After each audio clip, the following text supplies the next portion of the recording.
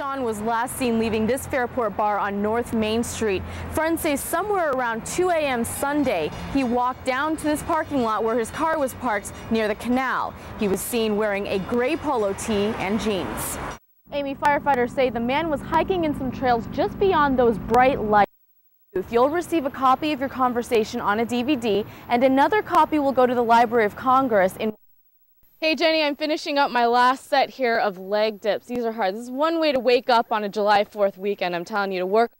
27% of Rochester towers are accredited with the BBB. Tow Busters is not, and as you can see, they received an F rating. In addition to the favorites like burgers and hot dogs, Wegmans offered some lighter choices this year, like salads and fruit bowls. And if you'll notice, the prices are just the same as in the store.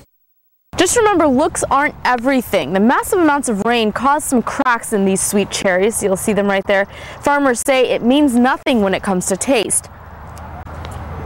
It tastes just normal. This is the Wilson Ice Arena in the Merritt Athletics Center. It housed graduation more than 10 years ago. It is going to be a new site for seniors this year. Did you make this? I did not. You didn't make this. Did you make that one? You made that one. Creature. Is it a chicken? It's a dog. Oh, it's a dog. Oh, chicken, dog. Chicken. I was close. It's both animals. So nice shot. I mean, still, that's.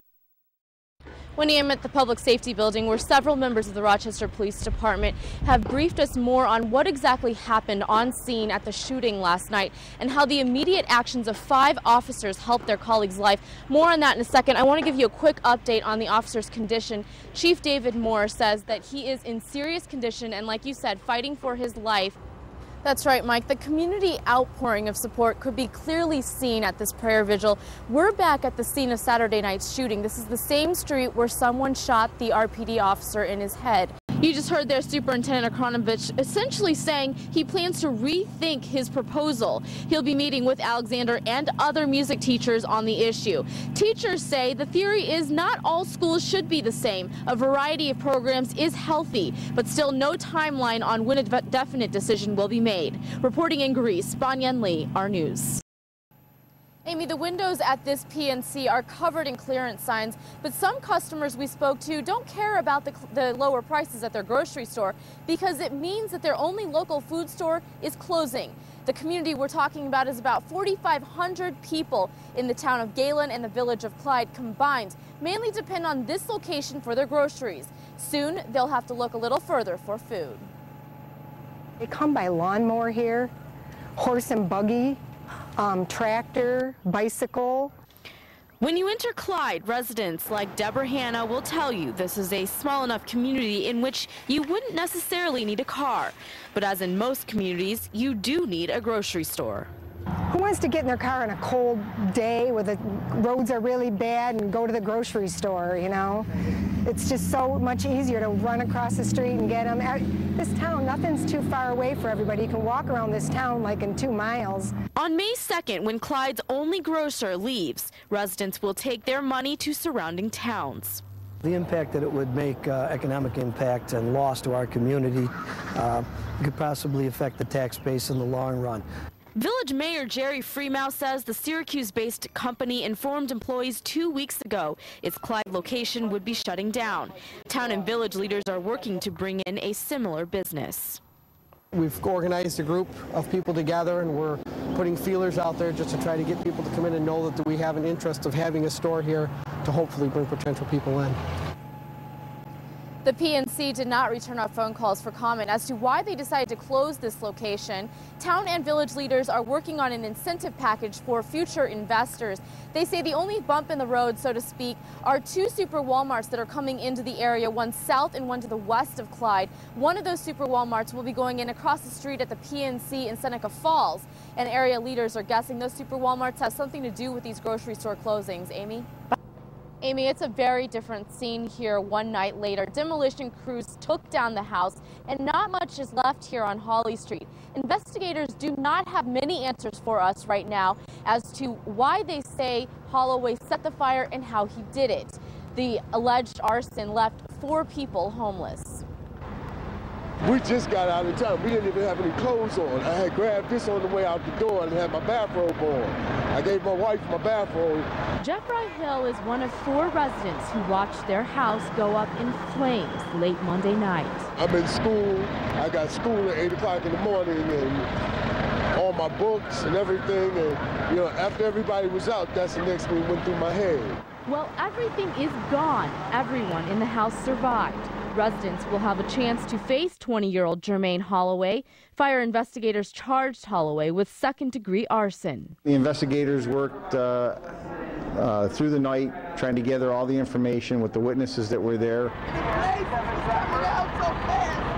An investigation firefighters called exhaustive will soon turn out answers to the why and the hows these residents might be asking. God is with us. Yeah. I'm here to testify to that. Holloway will be arraigned in city court tomorrow morning at 9:30. The deputy fire chief told our news more details about the incident will come out once court proceedings begin. The Red Cross is now helping those residents get back on their feet for now. Amy? And of course, we will continue to follow this story Wednesday morning. Banyan Lee reporting from Hawley Street.